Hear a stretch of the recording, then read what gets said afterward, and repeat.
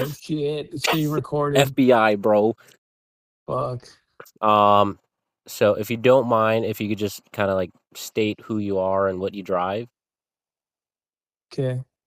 I mean, I don't drive it because it just sits now, unless What you used to I drive. put I put a battery on there. Um, my name's Aldo Gonzalez, and sometimes, if I'm allowed to by my 2-year-old, I'll drive my '85 Toyota Corolla. Awesome. Cool. And then, the question I just kind of asked you, um, I know it's a loaded question, but I mean, I don't know how to kind of rephrase it. I guess you could say, like, how do you feel knowing that Ae86s are not really on track more, I guess. I feel like it's been like that for a while now. Okay. Like it's not something new. I mean, you could see in the at least stateside, right? Mhm. Kaka's documentary kind of depicts it very well, where he was kind of forced out of drifting because he was just chasing power this whole time. Mhm. Um, and I feel like when you do that in an 8.6, you lose the spirit. I don't know. As cheesy as that sounds, It's true. I feel like I'm a purist when it comes to the 8.6. I love 4AG. Um, but honestly, when beams started coming around, I'm like, that's the next move, right? Mhm. Because it's a Toyota power plant. It's like the 4AG's 2.0 in a way. Yeah. Um, I mean, 4AG is kind of outdated technology when it competed with the B series Hondas. I mean, it was always missing something, right? Mhm.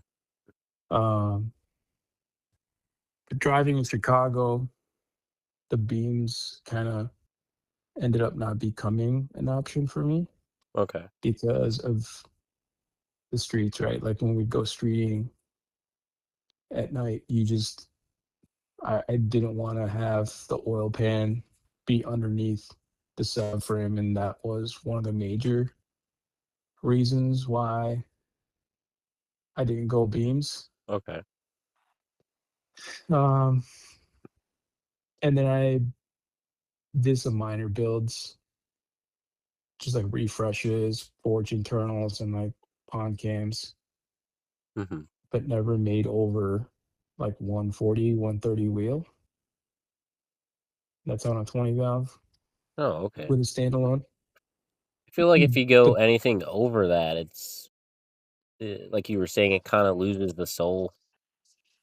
Yeah, I mean, honestly, I think the sweet spot's below 200. Okay. Anything under 200 wheel, I think, is a lot of fun. You will have to change maybe your final drive a little bit depending on where you're at. Mhm.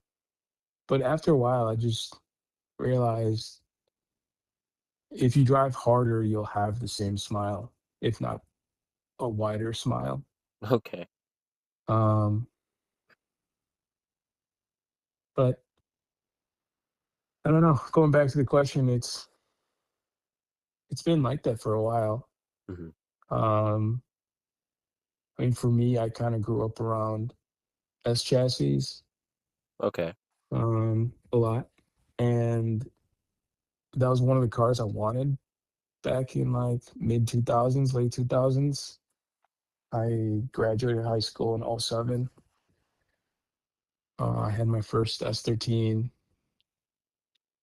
'06, Oh, dang. and um, and they were very popular. People were doing SRs already. Toge Factory was kind of like the root of a lot of the import scene here. Mhm. Um, I but know they were then, they were basically kind of like the staple as far as importing parts and doing yeah, newer different swaps and stuff like that. yep. And then, I mean, when I was in high school, like freshman, sophomore, um, I kind of started. playing a lot of PlayStation, Gran Turismo, and like looking at all like the used car dealerships Okay. versus like new car, and you're like, what car is this? And just coming across all the old Japanese cars that like we're not familiar with. I worked along with working in like Humble Park area Mhm. um, with this Peruvian cat. He was an alley mechanic, and like there was this Puerto Rican guy who had a red GTS hatchback, like mint condition, or as Puerto Ricans call them, Twincam, Yeah. you know. Yep. So there was that. There was rotaries, and I just like started going more towards that Puerto Rican like import scene where like it's not as common like an S13. Mhm. And I just fell in love with Toyotas and Mazdas. So I bought an FC. Um, I had two FCs at a time when I was very not financially stable. Dude, literally me too. Yep. My mom was out of work, and my sister and I were the only ones bringing income. I Okay. think I was like 18, 19. This is out of high school. And I'm like, I need a daily. I want an 86. And I met your dad through like high school autos. We'd go across the street. Back then it was called Murray's. Mhm. Before O'Reilly's. It was called Murray's. Okay. Um, With the little and horse, right? I think it was a dude with a beard. That's what I remember. Ah, okay. But yeah, just him and Alan. Alan, Yeah, another I know dude. Alan. So all of them were like, "Man, you guys got to stop fucking around with those Nissans. Like, get yourself in a real car, Mazdas." And your dad would say Toyotas, Alan would say Mazdas, and they'd argue, and then we'd be like, "All right, we gotta go, man. We're in school. Like, we gotta get back. This is lunch. We're just checking out parts Yeah. because it's across the street from school." But when I needed to find a car, I wanted to get an 86. I don't know. It was just something different. Like, like the 80s is a vibe. It's like square bodies, hard lines. Um, It was a classic look. I feel like classic is it's like futuristic to me. Okay. Classic for me, I think like the 70s styling is like Nissan Laurels or um I mean even the stuff that we got here, like my wife's got a first gen RX-7. So Mhm. those are like smoother lines, right? So those are like classics to me. Okay. Like 70s styling, that's classics. But like the 80s, yeah, like they're classics, but like they were trying to be futuristic. They weren't trying to be, you know what I mean? Like Yeah. I think for, like, my generation, I guess you could say, I see them as, like, classics, like, that's what I grew up around. yeah, You guys also grew up around them, but they were kinda like, I'd say what? They were maybe out for a cheap couple cars. years before you guys actually kinda knew what they were. And, like, for me, like, I never got to see them brand new, so I guess when I say Me classic, neither. it's because, like, I never that's kind of a reason for me. Yeah, well, I mean, when I got to experience them, they were like the cheapest car you could buy for like a high school kid. You could pick one up for like $200, Dang. and it was running. It was running.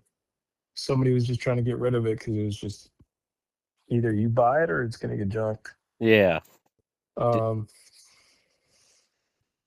yeah, but for me, it was like a cheap economy car. I was born '88. My car is '85. So by the time I was in high school, this is like somebody's trying to get rid of it. Okay. But yeah, I mean, I feel like I still haven't answered the question. I feel like the reason why I chose the chassis was to be different, Mhm. but also to enjoy what I was starting to like really appreciate from the Humble Park scene at the time. That was Okay. my exposure, along with Initial D and Gran Turismo, like all of that wrapped up in a one. Okay. And then the need of a going back to it of a cheap car for me to be able to afford getting back to and work, but still enjoy motorsports. I see. Um, so all of that just kind of pointed me towards the 86 because it's a humble, family car that is trying to be a sporty car.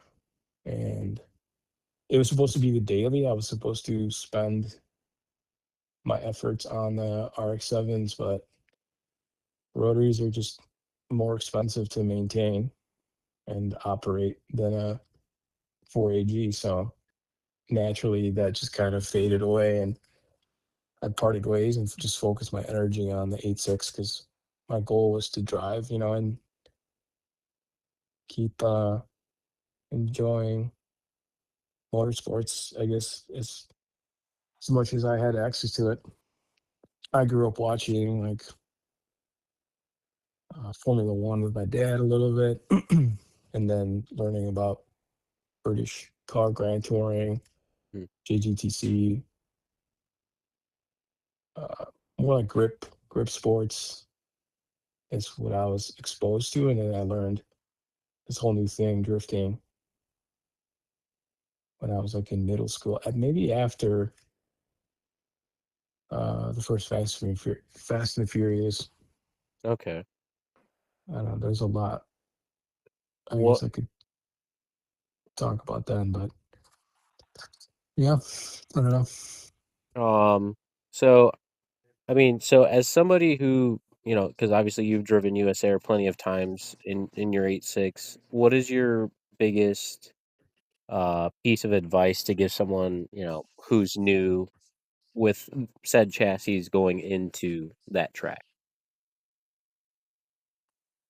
Um, get comfortable driving your car at its limit, Okay. and then go beyond that. Okay. I like that. Um, I don't know. I feel like there's always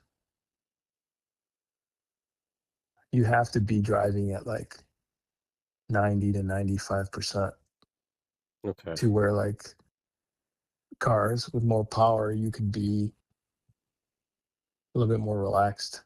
Like your knuckles are a little bit whiter than the other drivers I see. because you have to be on point. Your line has to be correct. Your entry speed, your exit speed, like there's just more. I have ADHD, so I just feel more present. Like it's just there's less time to think, and you just have to be. I don't know. I don't know if that sounds cheesy. I'm not trying to be It cheesy, but makes Yeah, I mean, it makes sense. You kind of have to be there and, every little movement that you make has to be the correct movement, mhm. in order to, get that line you want or, not mess up or go off track. Yeah, but the most important thing is just be comfortable with the car. Okay. Yeah. Cool.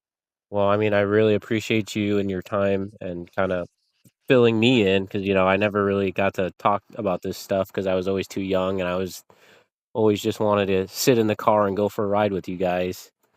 Yeah. Um, and now that I'm getting older and I'm actually driving my own car and pushing it a little bit more than I'm used to, it's definitely good to hear what you guys have to say. Um, and like how you guys kind of came up driving these cars as well. Yeah, man, it's good to see you, man. I Yeah. seen you. I think my youngest memory with you, you're probably like 8 or maybe even younger. Mhm.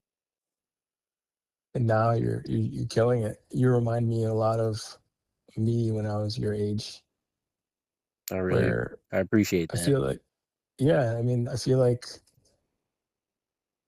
again, I think an 86 allows you to enter motorsports and just you learn a lot of technique Mhm. with very little. And like to see you drive the way that you were driving with an open diff for a long time. I've been there. You have to throw the fuck out of the car. You have to Yeah. do so much more work. I'm like, dude, get a diff. Yeah. You're working too hard. I might be kinda weird when I say this, but honestly, I kinda liked when it was open diff. Uh, and I say that because and I think about it now because my buddy Luke, he's got an open diff 86 and he drifts as well. And I know for a fact now that open diff cars, when you're drifting them, they're a lot faster than an LSD car. It makes sense, one wheel's spinning a lot more than the other one is, and it's just kind of dragging behind it, compared to an LSD where they're kind of both, in motion together. And yeah, I don't know.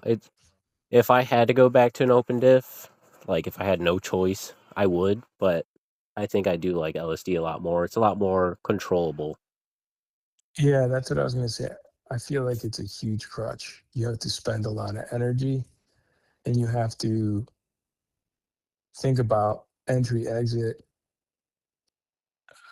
gearing, like everything. It's Hmm. just more calculating where you can focus on that aggressiveness that requires you to drive with an open diff. You can focus that energy with an LSD, and it's a different experience. Like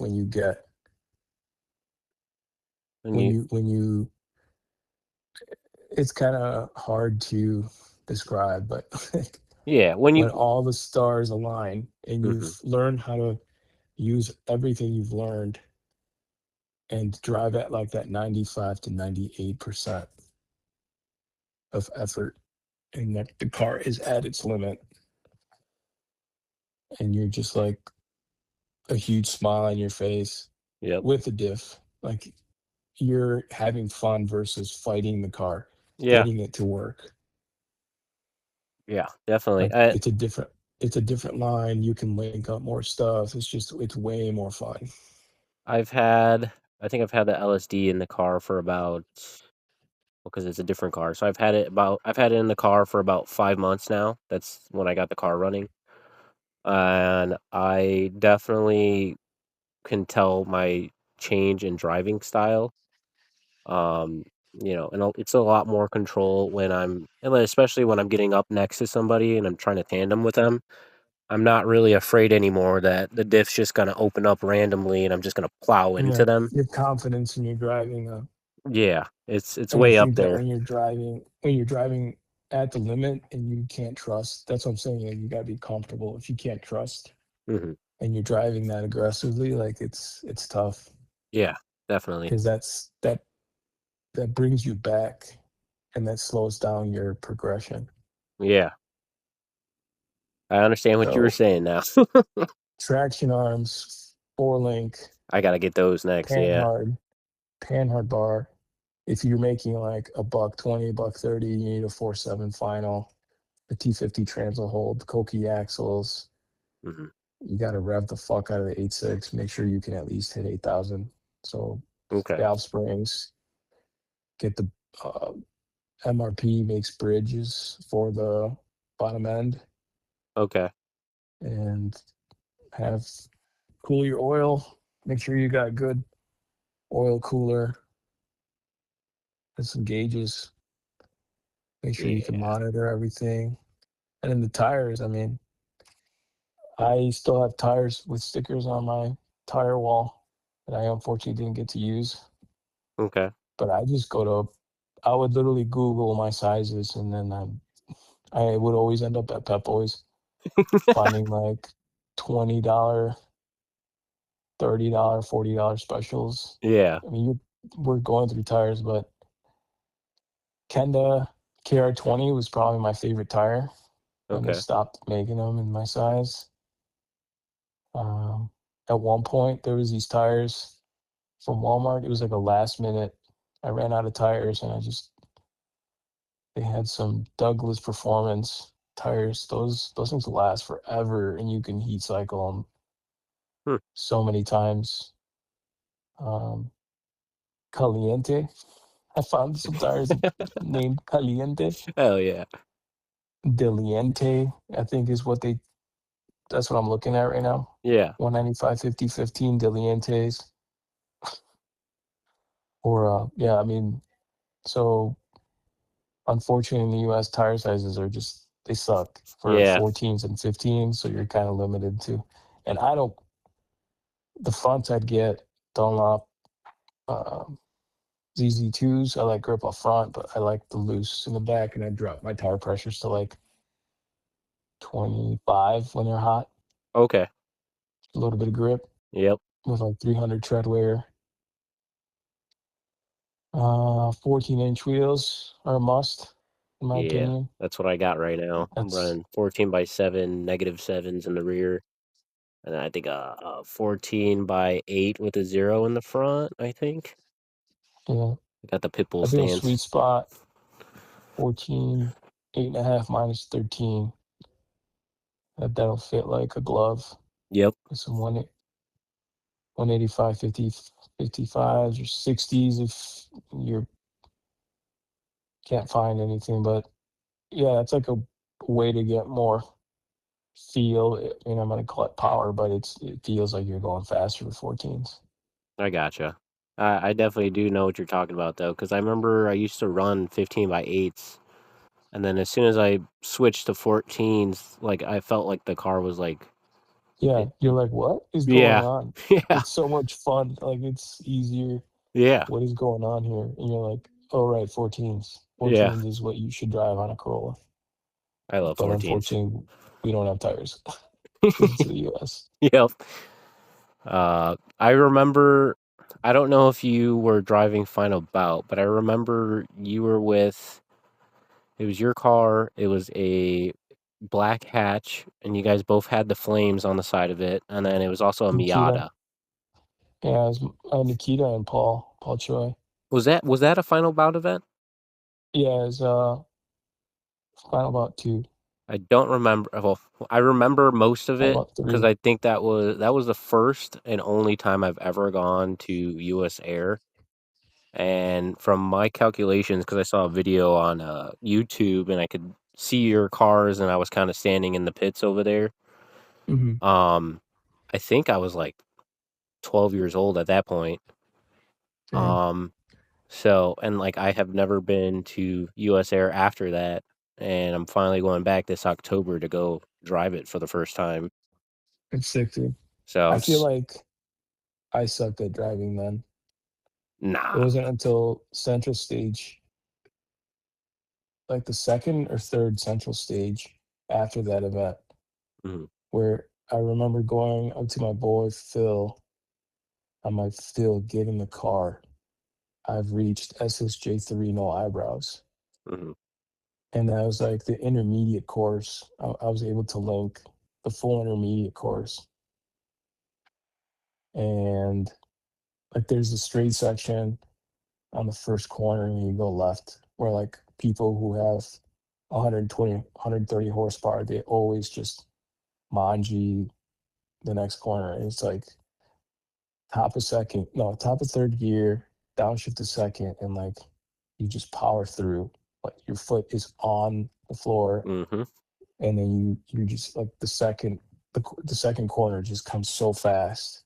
You lightly tap, you like left foot brake the brakes, and then you just get back on power. mm, And it's like a chicane, and then another stretch.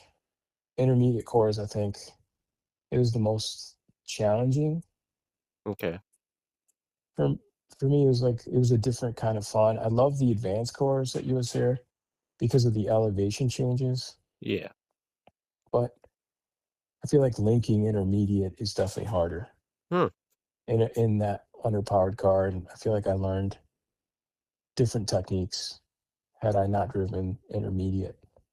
okay, And then when I would go to advanced, it allowed me to like initiate, your standard advanced course as you go past, you go up the hill to the right, yeah, and I would come like flying top of third gear, clutch shaky brake, hump over the chicane, and then drop second, and then just kick all the way out to the hairpin. The balcony is something that I always struggled because of my gearing. okay, Like I would run out of gear, and if I'd upshift, I had to like I I just needed more work. I feel like I still can't get it perfectly, I don't know. I mean, but I'd say just from, like, where I'm at driving wise, I still think you're kinda one of the top Corolla drivers in my opinion. Uh, just from watching videos on, like, Instagram, YouTube, and all that stuff, like, I still think that you're pretty high up there, and, I still remember that one time when I think it was the first and only time I've ever been in your car was when we went to that one parking lot with all the yeah, rocks in we it. were kids. You couldn't even see over the dash, and there's just shit everywhere. Yeah, all I heard Yeah, was rocks, and I just felt all the G's in my stomach, it was great. yeah, I remember your dad's like, "Yo, give him a ride." I'm like, "Dude, where are we gonna go?" Like, I don't know any spots in here. I'm like, "Let's go look." So we found like this empty spot, and it was just so dirty, so dusty. But I'm like, "Fuck it!" Like, I just, I don't know, want to have some fun. Yeah, And just look at want you now, man. Yeah, you're killing it. oh, It's yeah. fucking good to see you drive, man. I appreciate that. I really hope I mean, I know there's a bunch of stuff going on and everybody's got, families now but I really hope maybe sometime in the future I could drive with you. That'd be cool. Yeah, yeah. My girl Yeah, definitely I gotta see that is definitely, RX-7 in action. yeah, yeah. She's really in the whole drift thing. So I'm like, "Oh, we should just sell everything." She's like, "No, we're not doing that. We just gotta wait. We just gotta wait a little bit until we're all good and we can get back out there." But Mhm. my kid loves cars, so Well, he's gonna take your car when he's ready. yeah, Heck yeah. Alright, man. Well, I appreciate you for your time and, answering some of my questions that I've had, and, I really appreciate everything that you've taught me or advice or, parts you've given me for my car. It's really helped me to get to, the point I'm at right now. yeah. I'm So, sure there's a lot of stuff I'm missing. I've been out of the scene for a while now. I think the last event I drove was the last 8.6 event, or the only 8.6 event the roller coaster that or was thrown. Yeah, roller coaster. yeah, I remember. But um, yeah, I think I streeted one time after that. But I've driven the car here and there. I'm just an old man now, and I like AC and comfortable suspension. So Yeah. My back is starting to hurt, so I know. yeah, Alright, well, I yeah, hope you yeah. have a good rest of your night. I'll talk to you a little bit later. Thanks, man. Take it Alright. easy. Let me know if you have any other questions. Alright. Bye. Bye.